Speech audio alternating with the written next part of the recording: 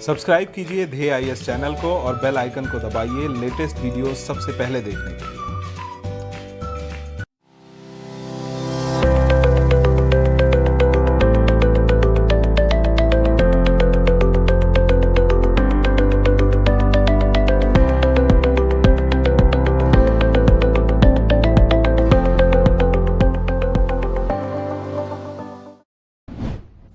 Hello and welcome to ध्येय IAS. I am Rakshit Charan.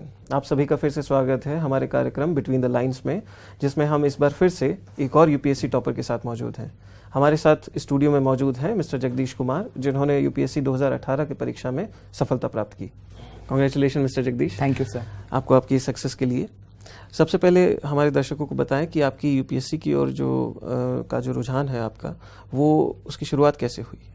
Sir 12th के बाद में मैं मेरे गांव से हायर एजुकेशन के लिए जोधपुर गया था, जयनारायण व्यास यूनिवर्सिटी में। वहाँ पे मुझे एक मेरे फ्रेंड मिले, लक्ष्मीनारायण जी सर। उन्होंने सर मुझे यूपीएससी नामक चीज़ के बारे में बताया कि यूपीएससी क्या होती है और उसके थ्रू कौन कौन सी सर्विसेज के लिए अपॉइंटमेंट होता है। सर वहाँ से मैंने अपनी प्रिपरेशन को एक डायरेक्शन दिया। इनिशियली फेज़ में मैंने एनसीईआरटीज़ को ग्रेजुएशन के साथ में ही पढ़ना स्टार्ट कर दिया था।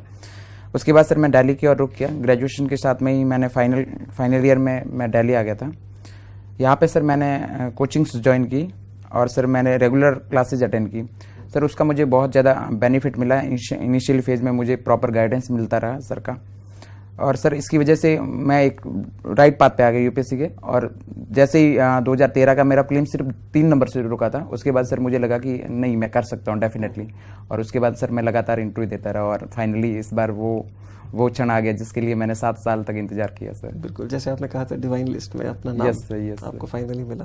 बिल्कुल, आप अपने थोड़े बचपन के बारे में भी बताएं और आपका जो स्कूली बैकग्राउंड रहा, क्योंकि जैसे हमारी वार्ता हुई थी कि आपने बताया कि आप जालोर में एक छोटे से गांव को बिलोंग करते हैं, उसके बारे में ज़रा हमें दर्शकों को बताएं। सर मैं राजस्थान के जालोर जिले के भीनमाल तहसील के मुंथलाकाबा गाँव का रहने वाला हूँ। सर मेरा गांव एजुकेशन की दृष्टि से बहुत ज़्यादा पिछड़ा हुआ है, लेकिन वर्तमान में कुछ यूथ है वो लगातार आगे आ रहे हैं। सर हम 7 भाई बहन में मैं सबसे छोटा हूँ। सर मेरी प्राथमिक स्कूल मेरे गांव के ही स्कूल में हुई थी, जो स्टार्टिंग में 8 तक था तो बालिका स्कूल था। उसके बाद अब वो हायर सेकेंडरी में प्रमोट हो गया है। 10th और 12th सर मेरी भीनमाल के आलोक पब्लिक स्कूल से हुई थी। उसके बाद सर मैंने हायर एजुकेशन के लिए जयनारायण व्यास यूनिवर्सिटी जोधपुर को ऑप्ट किया था। वहाँ से मैंने गोल्ड मेडल्स के साथ में 2012 में बीए हिस्ट्री ऑनर्स के साथ में किया। 2014 में मैंने सर एमए किया, साथ में मेरा नेट जेआरएफ भी क्वालिफाई हो गया था। वर्तमान में सर मैं पीएचडी कर रहा हूँ एसएस बैच सर के अंडर में। ओके। अच्छा, आपका स्कूल से ही आप बहुत ही होनहार छात्र रहे और आपने जैसे बताया कि आप गोल्ड मेडलिस्ट रहे, तो आपको पर्टिकुलरली कौन सी ऐसी चीज़ें लगी जो कि यूपीएससी के अंदर में हिंदी माध्यम के छात्र होने के नाते आपको रुकावट महसूस हुई? सर जो लैक ऑफ रिसोर्सेज है हिंदी मीडियम में, क्वालिटी रिसोर्सेज हमारे पास अवेलेबल नहीं होते। सर स्टैंडर्ड जो न्यूज़पेपर फॉलो किया जाता है जो यूपीएससी करती है, उसका हिंदी में प्रॉपर मटेरियल अवेलेबल नहीं हो पाता है। सर जो यूट्यूब एक्सेसेस है जो इंग्लिश में बहुत सारे मटेरियल अवेलेबल करवाते हैं, वो हिंदी में इतनी बेटर अवेलेबिलिटी हमारे पास नहीं है। और सर जो एक इंग्लिश के छात्र होते हैं वो सर स्मार्ट स्टडी करते हैं, और सर हिंदी मीडियम के छात्रों के साथ में ये प्रॉब्लम होती है कि हम बहुत सारे सोर्स के साथ में डाइवर्ट हो जाते हैं। तो मुझे लगता है कि यदि हम प्रॉपर गाइडेंस में स्मार्ट स्टडी करें, जो यूपीएससी की डिमांड है उसको समझें, तो मुझे लग रहा है कि निश्चित रूप से हम सफल हो सकते हैं हिंदी मीडियम के साथ पे भी। जी, तो हिंदी मीडियम के छात्रों में स्मार्ट स्टडी की ओर जो रुझान है उसमें थोड़ी सी कमी है, और साथ ही रिसोर्सेज का अपडेटेड होना। सर बेसिकली रिसोर्सेज की जो अवेलेबिलिटी वो कम है। इसके लिए विद्यार्थी एक बार उस सोर्स को पढ़ता है, एक बार उस सोर्स को पढ़ता है, तो सर वो डाइवर्ट हो जाता है। यस सर, मेहनती सर हिंदी मीडियम के विद्यार्थी डेफिनेटली बहुत ज़्यादा होते हैं, बहुत लेबोरियस होते हैं। कभी कभी तो सर मुझे लगता है कि वो इंग्लिश मीडियम वालों से भी ज्यादा मेहनती होते हैं। ये तो मैं भी मानता हूं। Yes sir. मेरे साथ में सर लाइब्रेरी में पढ़ने वाले मेरे 2-3 मित्र हैं जो लगातार 18 घंटे नॉन स्टॉप स्टडी करते थे। फिर भी सर कुछ बेसिक्स रीजन की वजह से उनका फाइनल लिस्ट में नाम नहीं आ पाया। तो ये सर हमें चैलेंजेस फेस करने पड़ रहे लगातार। ओके, तो इस बार भी क्योंकि हमने देखा कि फाइनल रिजल्ट के अंदर में हिंदी माध्यम के बहुत कम छात्र हैं, और इस वजह से हिंदी मीडियम के छात्रों में कहीं ना कहीं एक निराशावादी एक विचार जो है वो कहीं आने लगा है। तो उन्हें आप क्या सजेशन देना चाहेंगे कि किस तरीके से वो अपनी इस मुहिम को सफल अंजाम तक पहुंचाएं? सर, यदि हमने यूपीएससी के लिए ड्रीम देखा है तो हमें जी तोड़ मेहनत करनी चाहिए। इस बार भी मेरे एक फ्रेंड रवि शियाग ने 337 रैंक के साथ में यूपीएससी को क्वालिफाई किया है। साथ ही आदित्य सर ने 339 रैंक के साथ में क्वालिफाई किया है। मेरा खुद का हिंदी मीडियम है। एक और फ्रेंड है सर मिंटू देव, बहुत सारे मित्र हैं जिन्होंने भी सर क्वालिफाई किया है। तो मुझे लगता है कि सर यदि हम हार्ड वर्क करेंगे, ऑनेस्टली प्रिपरेशन करेंगे, सही डायरेक्शन में प्रिपरेशन करेंगे, तो हो सकता है एक अटेम्प्ट ज़्यादा लग जाए, बट हम सफलता जरूर प्राप्त करेंगे। बिल्कुल।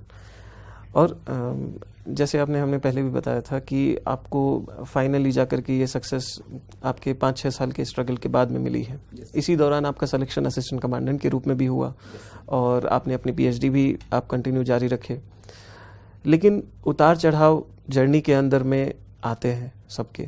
ये तो हो गए कि हमारे जो पीक्स हैं कि भाई असिस्टेंट कमांडेंट के रूप में सिलेक्शन होना और पीएचडी का मेरा साथ में चलना आपको कहीं ना कहीं मोटिवेट करता है कि चलो मेरा कोई ना कोई मैं एक कदम अचीव कर रहा हूँ।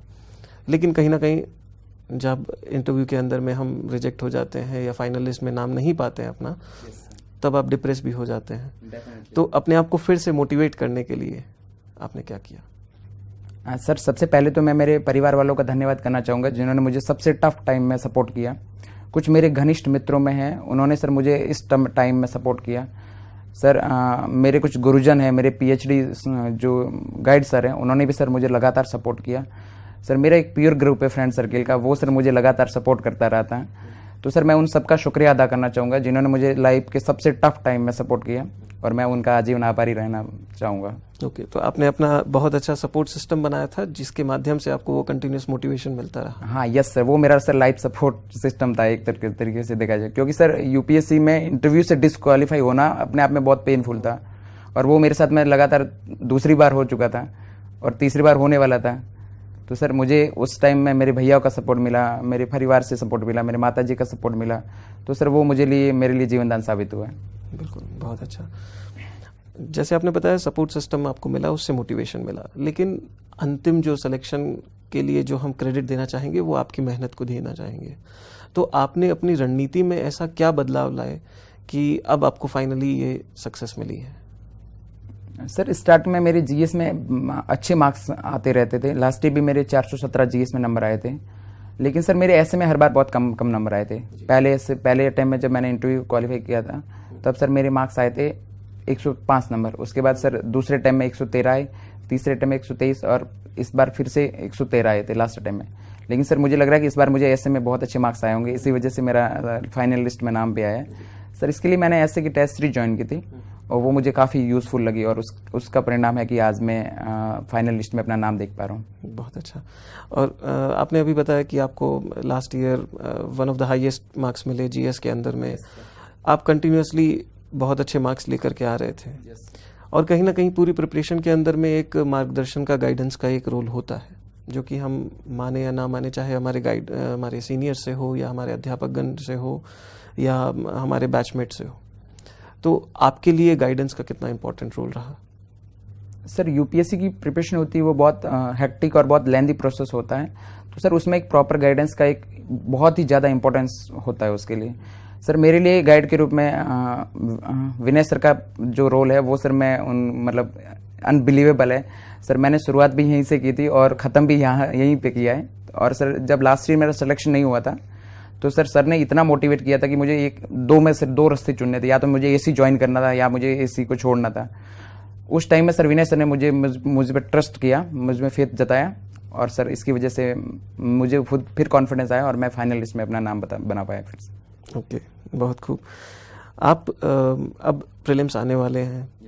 तो प्रीलिम्स के लिए इन अंतिम दिनों के अंदर में जो लोगों के अंदर में घबराहट है उसे दूर करने के लिए कोई सजेशन देना चाहें, क्या लास्ट दिनों की कोई रणनीति अपने शेयर करना चाहें? सर मैं जो इस बार अपियर हो रहे उन विद्यार्थियों से कहना चाहूँगा कि आप सबसे पहले तो अपना कॉन्फिडेंस ना लूज करें, फुल कॉन्फिडेंस के साथ में एग्जाम जाए और होपफुली उम्मीद रखें कि उनके साथ में बेस्ट ही होगा। दूसरा सर, लास्ट टाइम में पैनिक ना हो। पैनिक होने की वजह से जो ऑप्शंस आते हुए क्वेश्चंस गलत हो जाते हैं और फ्रैक्शन ऑफ पॉइंट से हमारा सिलेक्शन रुक जाता है। जो अपने नोट्स हैं उनको आप लगातार रिवाइज करते जाएं, जो बेसिक्स बुक्स हैं उनको रिवाइज करें, करंट्स को ज़्यादा से ज़्यादा रिवाइज करें, और यूपी एग्जाम से 10 दिन पहले जो टेस्ट सीरीज लगाने का प्रोसेस है उसको रोक दें। उसके बाद आप करंट्स को रिवाइज करें, अपने फैक्ट्स फिगर को देख लें, जो आपको लग रहा है कि पॉसिबल क्वेश्चन है, जो क्वेश्चन आ सकता है यूपीएससी में, उसको देखें, उसकी डाउट्स क्लियर करें, टू द पॉइंट आंसर दे उसका। तो सर यही है कि ज़्यादा से ज़्यादा अभी तक थोड़ा जिन्होंने मॉक नहीं लगाया वो अभी 15-10 मॉक लगा लें, तो उससे एग्ज़ाम के टाइम में उनकी स्ट्रेटेजी सही काम करेगी। मेरा एक अनुमान है कि आप 85 के आसपास क्वेश्चन अटेंड कर सकते हैं, क्योंकि सर 85 क्वेश्चन सबसे सेफ माना जाता है, 85 से 90 के बीच में। मैं हर बार 85 से 95 के बीच में अटेंड करता हूँ और मेरा हर बार बहुत अच्छा स्कोर माना जाता था।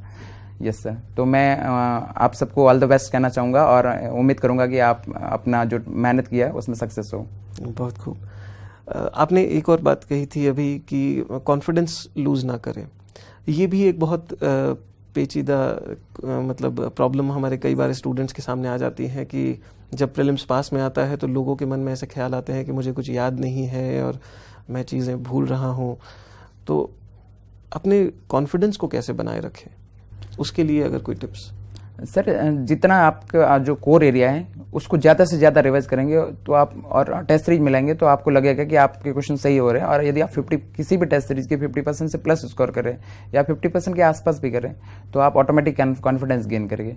और जहाँ तक मेरी स्ट्रेटजी है तो मैं सर टेस्ट सीरीज को लगाने में बिलीव करता हूँ और सर ज़्यादा से ज़्यादा टेस्ट सीरीज लगाता हूँ तो मुझे कॉन्फिडेंस ऑटोमेटिक आता जाता है, क्योंकि सर जैसे जैसे उसी पैटर्न पे आजकल की टेस्ट सीरीज आ रही है जो यूपीएससी पैटर्न फॉलो करता है। हो सकता है 5-10 क्वेश्चन यूपीएससी ज़्यादा वेग पूछ लेता है। तो सर मैं यही कहना चाहूँगा कि यदि आप टेस्ट सीरीज लगाएंगे, आप अपने रिसोर्स को ज़्यादा से ज़्यादा रिवाइज करेंगे तो आपका कॉन्फिडेंस स्वतः ही आप प्राप्त कर लेंगे। बिल्कुल। इसी के साथ हमें ये भी बताएं कि पर्सनालिटी का आपके अकॉर्डिंग क्या रोल होता है, क्योंकि पर्सनालिटी टेस्ट जो आखिरी पड़ाव है उसके अंदर में अगर हम अच्छे मार्क्स ना पाएं तो बहुत मुश्किल हो जाता है फाइनल लिस्ट में अपना नाम पाना। सर बिल्कुल, आप पर्सनालिटी टेस्ट की वजह से आप लिस्ट में बाहर हो सकते हो और प्रॉपर आईएएस भी बन सकते हैं। लास्ट ईयर मेरे साथ में भी यही हुआ था। मेरे 154 मार्क्स थे, यदि मैं 178 मार्क्स या 80 मार्क्स ले आता तो एटलीस्ट आईआरएस तक पहुंच सकता था। सर पर्सनालिटी एक दिन में इम्प्रूव नहीं होती है, समय के साथ में ही इम्प्रूव होती है। तो आप लगातार अपनी प्रिपरेशन जो यूपीएससी की जर्नी है उसमें अपने पर्सनालिटी में नए नए टिकट्स लाते रहे, नए उसको ग्रूम करते रहे, तो जब आप इंटरव्यू फेस करेंगे तो आपको ज़्यादा हाई तौबा करने की ज़रूरत नहीं पड़ेगी और आप इजीली बहुत अच्छे मार्क्स प्राप्त कर सकेंगे। ओके। एंड आप अपने आप को अब जब आप सेलेक्ट हो गए हैं तो किस तरीके के अधिकारी के रूप में आप देखते हैं? सर जिस हिसाब से मेरी रैंक आई है तो मैं एक्सपेक्ट कर रहा हूँ कि मुझे शायद आईपीएस या आईआरएस सर्विस अलॉट होगी। होपफुली आईपीएस अलॉट हो तो मुझे ज़्यादा, क्योंकि मेरा सर वर्दी से पहले से ही लगाव रहा है और उम्मीद करता हूँ कि सर मुझे आईपीएस अलॉट हो तो बेहतर रहेगा। ओके। तो आईपीएस बन करके आप कौन से ऐसे एरियाज हैं जिनको अपना प्रायोरिटी देना चाहेंगे? सर सबसे पहले तो जिस ज़िले से मैं आता हूँ वहाँ पे ही सर चैलेंजेस है कि वो एक ड्रग ट्रैफिकिंग का एक एग्जिट पॉइंट बन गया है। सर ड्रग्स आके गुजरात में सप्लाई होता है और मालवा से, और जो हमारा राजस्थान का चित्तौड़ है वहाँ से सर ड्रग्स बहुत ज़्यादा सप्लाई होता है। वर्तमान में राजस्थान का जालोर जिला सर ड्रग्स के हब के रूप में भी आ रहा है। इसके अलावा सर लॉ एंड ऑर्डर्स के कुछ चैलेंजेस है, वीमेंस सिक्योरिटी से रिलेटेड चैलेंजेस है, स्टूडेंट्स के साथ में कुछ चैलेंजेस क्रिएट हो रहे हैं, दिव्यांग जनों और वरिष्ठ जनों के साथ में चैलेंजेस, उनको सर प्रायोरिटी में रखूंगा और कोशिश करूंगा कि उनकी बेटरमेंट के लिए कुछ काम आ सकूं। ओके। चलिए अंत में कुछ हल्के फुल्के सवाल। आपकी फेवरेट पास टाइम एक्टिविटी क्या है, आपकी हॉबी क्या है? सर मैं दोस्तों के साथ में यदि खाली होता तो उनके साथ में गपशप करना पसंद करता हूँ। ओके। Yes sir. एंड फिल्में देखना पसंद करते हैं? हाँ सर, फिल्में भी मैं देखता हूँ खाली टाइम में। मेरे 2-3 दोस्त हैं वो हर सप्ताह जाते तो मुझे भी कभी कभी ले जाते हैं। ओके। किस तरह की फिल्में देखना पसंद करते हैं? सर कोई भी लेटेस्ट मूवी आ जाती तो उनको देखना पसंद करूँगा। ऐसे स्पेसिफिक मेरा मतलब नहीं है कोई हॉबी। Yes sir. पसंदीदा फिल्म? सर मैंने बाहुबली को 2-3 बार देखा है, दोनों पार्ट को 2-3 बार, और आज भी उसी को देखना पसंद करता हूँ। बहुत खूब।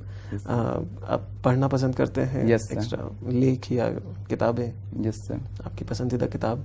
सर मेरी कलाम सर की 2020 किताब है वो सर, और विंग ऑफ फायर, इसको मैंने सर बहुत बार पढ़ा है और सर आज भी मैं, वो मेरी सबसे फेवरेट बुक्स में शामिल है। बहुत इंस्पिरेशनल। यस सर जी। और सबसे पसंदीदा खाना? सर मैं राजस्थान का दाल बाटी चूरमा सबसे मेरा फेवरेट खाना है। ओके। यस सर, मेरा भी। Thank you sir. जी, और thank you once again mister Jagdish, Thank you, sir. हमारे Thank you. साथ यहाँ पे समय देने के लिए Thank और you, sir. हमारे दर्शकों को आपकी जर्नी शेयर करने के लिए और अपने एक्सपीरियंसेस बताने के लिए। उम्मीद करते हैं कि जगदीश जी की जर्नी है, इनसे आपको भी कुछ सीखने को मिला हो। बिटवीन द लाइन्स की इस कड़ी में इतना ही। धन्यवाद।